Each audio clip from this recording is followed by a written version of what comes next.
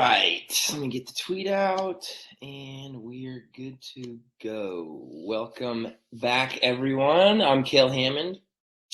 Today we're breaking down another massive slate of Aussie tennis. It's tough to focus right now with all the Djokovic drama. I mean, on Twitter, I've seen so many conflicting reports that I don't even really know where to begin. I'll leave that for someone who, probably cares a bit more about it. That's why I love tennis betting, because it's all about the matchups. It's all about who's playing well. It's a good distraction from the world that's currently on fire. But yeah, once again, tennis is in the news for all of the wrong reasons.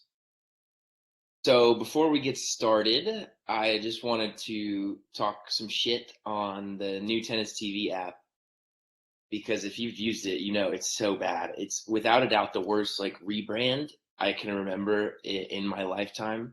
There's just so many things wrong with it. But for me, nothing is worse than the Live Now feature, where it shows you all of the matches that are currently being played, the live ATP matches, but only lets you watch 2 or 3 of them, of the 9 matches. It makes logging on to Tennis TV makes me feel like I'm being punished for something that I did wrong, for all the sins I've committed in my lifetime. It's like a punishment. It's so bad. It's like the beginning of Pokemon, where you can only fight fucking pigeons and rats, and you just have to walk around in the grass and level up. And maybe one day I can watch, all the matches that are being played. But I don't understand. I mean, I get it. I worked in programming at Tennis Channel for several years. So I saw firsthand, there's really nothing they can do. The tournament gives you their TV schedule. They have the matches that are produced and televised. And that, I think, is the big issue, is that Tennis TV and these services aren't showing matches unless there's commentary on it, which doesn't, tennis fans don't care. Most of tennis fans don't even want commentary. So that's what's frustrating, is that they're being made available for betting streams and betting sites, and you can watch it crystal clear quality, but they're not on Tennis TV, which you fucking pay for. So that's infuriating.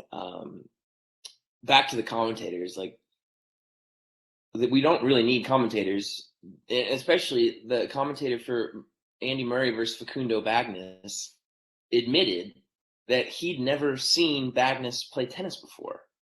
And the guy's a tennis commentator. And he'd never seen a guy who's been pro for 13 years, played in 90 ATP level matches, got to 55 in the world. Honestly, credit to him for admitting that, because he clearly doesn't watch much tennis. I'm sure he was either a good former player or is friends with someone in Tennis Australia. But yeah, that's my rant on Tennis TV. It's really frustrating how a paid professional tennis streaming app doesn't let you watch the matches that are being streamed on betting websites. And there's definitely some sketchy stuff going on with those deals, but yeah, it's annoying. So let's break down some matches. Before we get started, this is just a reminder to, at the beginning of the season, just lower the stakes. It caught me a couple times this week already. I mean, I know better, but still, you get greedy when you're betting on sports. Just lower the stakes, cut the stakes in half, bet on more matches so you can watch the players play. Throw some small amounts on a lot of matches so you can take the losses, but you'll watch these matches and you'll watch them more engaged and you'll learn more. There's no way of knowing how anyone is going to play in the first week of the season. You have no idea what they're up to in the off season. You have no idea if they're nursing injuries or if they had a great off season. They're healthy. Everyone has some sort of nerves to kick off the season. So yeah, I mean, it's just lower the stakes, is all I can say. So yesterday, not a great day. 2-2, lost Tiafo. That finished this morning. That was frustrating. He had multiple break points in the Kakanakis first service game and second service game of the third set. Wasn't able to get it done, and then threw in the tank, which is why, Tiafo, there was a lot of money to be made at the end of the season on him, but I'm not a big believer in betting Tiafo matches. So that was dumb. One popper, and that was lucky. He should not have covered. One Yimmer money line. That's one I'm proud of because we talked about the matchup yesterday. Anytime Yimmer plays a guy who's just going to rip to corners, sort of mindless. Like Kwon is an incredible athlete and ball striker, but he's not the best tactician out there. And so if you let Yimmer, run around and play serious defense the whole time, it's oh yeah, and the Jordan Thompson over, we got that one too. But I don't like betting over unders. I did not pick that, but if you do, that was Jordan Thompson is the king of overs. But I'm proud of the Yimmer one because that was a straightforward victory for like a plus 140 underdog. That helped out a little bit, but remember that if Yimmer plays a guy who's just going to rip hard to corners, play some mindless tennis, and let Yimmer be the incredible athlete and defender that he is, he's going to be in good spots. But if you got someone who's patient, like a Nori, someone like a Nori versus Yimmer, I think Nori would beat the crap out of Yimmer. He's better, but someone who's like a tactician out there versus Yimmer, I think is not a good matchup. But if they're ripping balls to corners, Yimmer's a good play. And then lastly, the Marcos pick. That sucks. So plays of the day were 2-0 on Monday, and then yesterday was 0-1, and I'm disappointed in myself just because I'm good friends with Marcos. He's gonna have a good year, but I was nervous the fact that Berankis had 2 qualifying matches under his belt, and there were 3 sets, so he got through tough moments early on, and then he comes out and plays Marcos. Marcos gets up an early break, and then he gets broken right back the next game, and then it was sort of all Berankis. Marcos had many chances, but the rust was just there, and the rust is evident when you see Marcos on saving break points, which is obviously very important. Over 4 saving break points, so that's just nerves on the big points. You don't get to go over 4 saving break points and win a match. It just doesn't happen at that level. But Berankis, yeah, he ripped out on the ball, and he came up with big shots on the big points, and so that's disappointing. But I'm not that mad because a straight set loss like that from Marcos hopefully will lower his prices in the future because you're going to be able to make some money on Marcos Giron this year, I promise. All right, let's get going. ATP Cup, first match of the day. We got Dan Evans versus John Isner. I made this one close to a pick'em, Isner -1. The line is Evans -1.5, which makes sense because he's had 2 good wins ATP Cup already. Betting Isner matches is just tough. It's tricky. I have no problem with someone taking either way, but I can't really make a play on that one. I mean, we know how they play. You know how Isner plays, and that Evans has the variety. He'll keep it low. He'll force Isner to bend down. But then again, if Isner does get up a break and wins a set, it's going to be tough for Evans to cover that spread. So you really need Evans to get out like an early break or win the first set 7-6, and then you're in good shape. Next match, Yannick Sinner versus Roman Sephoien. I really don't know how to say his name. I'll get better at that. But I had Sinner -4.5. It is Sinner -4.5. It's tough to bet Yannick Sinner these days. Everyone loves him so much. He's so talented, but nobody loves him more than the odds makers. So it's tough. He could totally cover it. I think taking Sinner to win in straight sets these days is probably a better bet than laying a bunch of games with him or waiting live. And if he gets down and his price drops, then you can bet him. But right now they're making it really difficult to take Yannick Sinner pre-match, which is fair. Moving on, this is a good matchup. Cam Norrie versus Taylor Fritz. So these guys have battles. They're head-to-head tied at 4-4. It's an interesting matchup because Taylor Fritz is one of the best high ball hitters in the world. He's incredible at taking the ball up high and finishing with huge winners.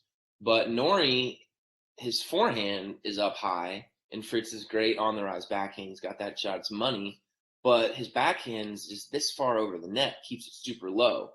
So it's not like he's giving Fritz a bunch of high balls to work with, and they just have good matches. So that's going to be an interesting matchup. I had Fritz -1. Cam Norrie's -0.5. I have I think after last year, after the amount of money Norrie won and finishing the season winning Indian Wells, I think a natural letdown is probably something that you can bank on. After that, I don't think Norrie's the best player in the world. I don't think he's ever going to win another Masters 1000. So I have no issue with fading Norrie to start the year, especially with a guy as talented as Taylor Fritz. So yeah, I think Fritz money line is not a bad play. But it's not like there's tremendous value. But I do think Fritz money line is a decent play. Next ATP Cup match: Daniel Medvedev versus Mateo Beretini. I had Medvedev -3.5. The spread is Medvedev -4. That makes perfect sense. Beretini, what his game is just predicated on free points on serve. He has one of the best serves in the world. It's an incredible shot. Slice out wide is incredible. He's just, his serve and forehand combo is amazing. But Medvedev, we've seen him, like, he has no issues with the guys who hit huge serves. He stands super far back. Beretini definitely needs to mix up some serve and volley, but I think this line is right on. One thing I would look for, if Mateo gets up a break or wins the first set, I think Medvedev live is absolutely worth a play. That's the only way I would get involved in this one with the -4 spread, is that if Mateo does get up a break, then I would dump live on Medvedev. This one is interesting. Next match, Jan-Lennard Struff versus Denis Shapovalov. And I don't know why, but Struff always plays incredible when he's playing Shapovalov. I really don't understand it. His head-to-head, he's up 5-2 in the head-to-head. I don't understand why. But Shapo, I had Shapo -2.5 game favorite. It's Shapo's -1.5 game favorite. So I think that is a fine play. I don't know how much you guys bet on Shapo, but laying games with him as a favorite is just very frustrating, because he'll come out and he'll double fault twice and he'll hit 2 shots against the back fence, and now you're down a break and your bet's looking bad. But are we going to look back, in 2025, and we're going to see, Struff with a 9-3 head-to-head advantage over Denis Shapovalov? I don't think so. So just big picture, I think Shapovalov takes this one. As to why, I really can't tell you, but especially if it stays at -1.5 games and Struff holds serve to start the match, then I think you're going to be able to get Shapovalov money line probably around -130, something that's very, that's affordable. So that's what I think. Shapovalov is just best bet live in general. Like pre-match, you don't want to tie yourself to him because you don't know what's going to happen. But I have no problem with the Shapo. I think that, he's going to, motivation is a huge factor in all these matches. I think that a 2-6 record against Struff is bordering on embarrassing for a guy as Denis Shapovalov. And tennis players definitely would like to avoid embarrassment. So next matchup, we got Zverev versus Felix. I had Zverev -2.5. He's -4. So Felix +4 is interesting. It's worth thinking about. It's worth, sitting down and thinking. But just matchup wise, what Zverev does with his unbelievable range, covering the court, he shrinks the court. He makes his opponents go for unsafe targets. And if you make Felix go for unsafe targets, the unforced error count can really, really get high. So that line, I think, is tough to bet. I think Felix +4 pre-match is not the worst bet in the world. But then again, betting against Zverev in any capacity these days is tough. He's a pretty incredible player. Next up, last ATP Cup match, Hugo Humbert versus Alex Demonr. I had this one as a pick'em. I think this is a fascinating matchup. Hugo is just unsafe, unrelenting aggression versus Demonor's speed. Is going to be fun to watch. The line is Demon -1.5, probably because it's at home in Australia. And Hugo just, you really never know. Like, I would watch, the way I would think about betting Hugo matches is last year, like, he was not even in the top 100 in terms of like second serve points won. and it just doesn't make any sense. Like, the guy has, for as talented as he is, he has one of the worst second serve returns I've ever seen. He just steps up and he just will just hit it in the net, go for unsafe targets. Like, dude, you're an amazing player. Just make the fucking second serve return so you can start the point. A break for the amount of second serve returns he's missed on break point last year when I had money on him. It's tough for me to jump back in the Hugo, even though he's one of my favorite players. That is a fascinating matchup. I really have no feel as to what the bet is there. There's really not much today on the board that's, like, oh, it's a must bet. They're pretty accurate today, in my opinion. Moving on to ATP Melbourne, we got Jordan Thompson versus Emil Rusavori. I had Emil as -2.5 game favorite. He's a -3 game favorite, so nothing there. Rusavori is fascinating to bet on. If you can get a read on him, more power to you. You can make a lot of money betting on him, but he's just sketchy. The consistency's not there. Next match, Bakundo Bagness versus Grigor Dimitrov. So I had Demi -4.5. He's -5. Don't want to take Demi as a 5-game favorite, even though I do think he could, especially with his slice. Murray did not slice against Bagness for some reason. And Demi's going to hit that slice, just hit the slice, and he's going to force Bagness to be the aggressor. And Murray didn't do that in his last match. Murray wanted to be the aggressor. He wanted to step out there and, beat him. But then he got a clay court player like Bagness who just has to react. And if you get a guy who's uncomfortable on hard court and force him to just run side to side and react, they're fine. But when you make them, pull the trigger on certain shots like Dimitrov will do, because he's just going to slice, and his slice is nasty and these courts are quick. So -5 is, it's pretty right on.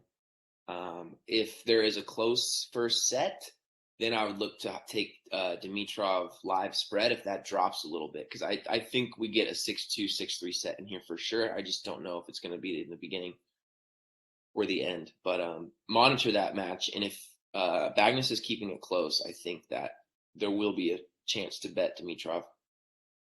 Next up, David Goffin versus Alex Malkin. Malkin's a good player.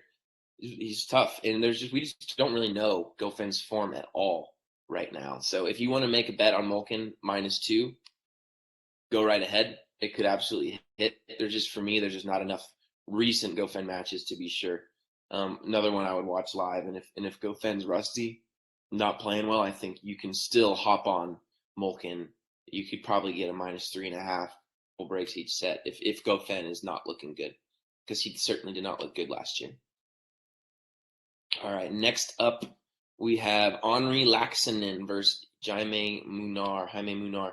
Munar beat Kevin Anderson. I talked about that match yesterday, and I told you, just like with guys like Kevin Anderson, their first match is wait, don't bet pre-match, bet live like Andy Murray, and that was, thank God, because it was not a good performance from Kevin Anderson. You think he would have the advantage in that matchup, but look, these older guys, just some days are good, some days are bad. And Munar is a guy, he'll fight. He's a fighter every point. But Laxanen's a guy, he was hitting the ball huge to end the year last year. He was in great form at the end of the season, and it looks like, and he's gotten through some tough matches, beat a tanking Benoit pair. So if he gets the wheels turning, he could come out and he could surprise Munar, and he could really, really take it to him. So I think Laxanen -1. -1 is the spread. I think I might make a small bet on that and just hope he heats up a little bit, because he's hitting the ball absolutely humongous. I talked to Brandon Nakashima after he beat Laxanen in a thrilling 3-set match. I think it was in Sofia. And at the end of the season, I go, like, that guy, like, have you ever played anyone who hit the ball that big? And he said, no, he hits it about as big as you can possibly hit the ball. That was indoors. He's certainly a better player indoors and outdoors, but I think Laxanen, I think there's value on him because he's certainly, when he gets hot, man, you do not want to play him. Next up, Rafa Nadal. It's great to see the names in the draw versus Ricky B, Ricardus Berankis. I had Nadal -4.5. which I think is more accurate. The line is minus 5.5. There's always the Nadal Djokovic juice that's tough to bet. I can't recommend predicting Nadal 3-3. It's just no margin for error. If you do want to bet Nadal, take the under 20 games, because then you can push with a 4-4 and win with a 4-3. Whereas a 4-3, you lose the minus 5.5. So that's just oftentimes if there's a big spread that you really want to take, just take the under, because the chances of that going 3 sets and Nadal winning by 5.5 games are very low. So that I do that a lot with Daniel Medvedev on hard court. If he's got a 6.5 game spread against somebody that's a little too rich, just take the under, because players don't lose sets and cover 6-7 game spreads. It's just almost impossible. Next up, Alexi Popyrin versus Talon Grigor. Grigor, look, you do not win 7 challengers in a year. Take your ranking like to 55, 60 in the world. You do not win those challenges without being extremely consistent, which is awesome versus an erratic player like Popyrin. I have Grigor as a minus 1.5 game favorite. He's -1. Grigor is not a bad bet at all. He's just more solid at the moment. I don't trust Popyrin. He's got that incredible serve that just gets him out of jail all the time. But the consistency from the ground is not there, and that's something that Grigor absolutely has right now. So I think Grigor is a good bet. I'm probably going to make a play on him for small once again. Grigor is on 27 match win streak, which is just, confidence is everything in tennis. It's everything in any professional sport, but especially in tennis, where physicality doesn't matter as much as it does in a sport like football or basketball. It's all about the confidence and the belief that you have. And if you're serving 30-40 and you're going to hit a good serve, you're in a good spot. So I like Grigor. He's hot right now. Next up, Mackenzie McDonald versus Botic van de Zandschulp. This is a awesome match. I have no idea. I have this one as a straight pick'em, and that's exactly what it is. So it's a great matchup. No clue who's going to win. It's going to be fun tennis. The contrast in styles is interesting. Mackey's going to be back there ripping shots from corner to corner. Botic's going to be using the slice, using the drop shot, but then uses the drop shot. Mackey's one of the fastest guys on tour. So it's just a good matchup. I have no clue. I think it's going to be one to monitor live. And if you see something, maybe hop on. Botic's amazing serve. He's going to get much more free points. But Mackey might have, if he's hitting the ball clean and deep, when Mackey is on, there's a lot of times there's just nothing you can do. He just hits it too clean and too deep. He's got easy power. So I think it's best to probably wait and see how Mackey's playing. If I had to pick, I would probably pick Botic just because I love his game. I love all the different shots he has in his arsenal, but I'm not going to bet that one pre-match. Moving on to ATP Adelaide. All right, so here's a match I liked yesterday. Taro Daniel versus Tommy Paul. I was able to get down on Tommy at -3.5. It's now -4, which is just, that half game is a huge deal when you're talking about, one break could theoretically win you the match with a tie break versus needing 2 breaks. But Tommy's he's just a lot better at tennis than Taro Daniels. Taro Daniels playing well. He's a good player. He's rare. He's a dual citizen. He's Japanese, but he grew up playing on clay. He grew up in Spain, and so he's actually, clay might be his best surface, and clay might be Tommy's best surface too. But Tommy's just a much better athlete. And he got through a tough first round against Jiri Vesely. Jiri Vesely was playing well. He, sometimes Jiri doesn't want to win. He wanted to win that match against Tommy Paul. And Tommy got through it. Like, first match, you do not want to play a guy who lefty hits 140 on the serve. It's just you can't get comfortable. I think that that Taro Daniel has a game that Tommy Paul has seen so much before. You know, he moves well. He's got a heavy forehand, decent, not great serve. I think that Tommy Paul -4 is not actually the worst play in the world. I'm on -3.5. -4 is tricky. If you can get even money, I would consider it. But I think Tommy has a legit chance to finish the year top 30, top 20. If he can string together some wins, he really is that talented. Like, it was never a question with Tommy if he's going to make it. It was always, when is he going to figure it out? And I think Brad Stein's doing an incredible job with him. So look, there's momentum on Tommy. The -4 is just, God, it's just because it's no margin for error. But I have no problem with taking Tommy Paul -4 here. He can beat Taro Daniel so many different ways. But I think it's going to be Tommy's defense. Like, Taro Daniel's going to go for a big shot, and Tommy's defense he's going to be able to get to the shot and do something special with it. And then I think Taro's going to cough up an unforced error. Next up, Igor Gerasimov versus Gianluca Mager. I had Igor -1.5. The spread's -2. Gerasimov is tricky, man. His forehand's so bad, but his serve is so good. So with Mager, he's a pretty consistent baseliner. It's going to be, and they kind of play similar styles. They both hit the ball pretty big, pretty flat. They both have a pretty good serve. They definitely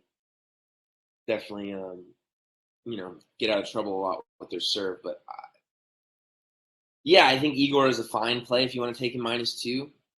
But I can't recommend it. Next up, Steve Johnson versus Karen Khachanov. I had Karen -3.5. Karen is -4. Yeah, Karen should win, but Steve's got an amazing serve, amazing kick serve. So I think Karen -4 is a fine play, but at the same time, it's just tricky because Stevie's got that incredible serve. He looked good against Alex Vukic in his first round. He got lucky though. Vukic was it was 4-5. Vukic was serving 40 love. Looked like it was headed to a third set tiebreak, and Vukic just forgot how to play tennis and committed 5 unforced errors and lost the match. It was just lucky for Stevie because players usually don't fold that quickly. Last but not least, a women's match in Adelaide that stood out to me right now, and that's Leylah Fernandez versus Iga Swiatek. Right now, Fernandez is +145 on the money line and +3 games. She's a better hardcourt player than Swiatek. I have no problem. I think taking Leylah +3 games there is interesting. In the women matches, a lot of times there's 6-2 set one way, 6-3 set one way. If you can get Leylah to win a set by a break, that +3 is going to be in good shape. So wrapping up the plays for today, I got Tommy Paul -4. I have -3.5, which is if you can find -3.5, take it. -4 is up to you.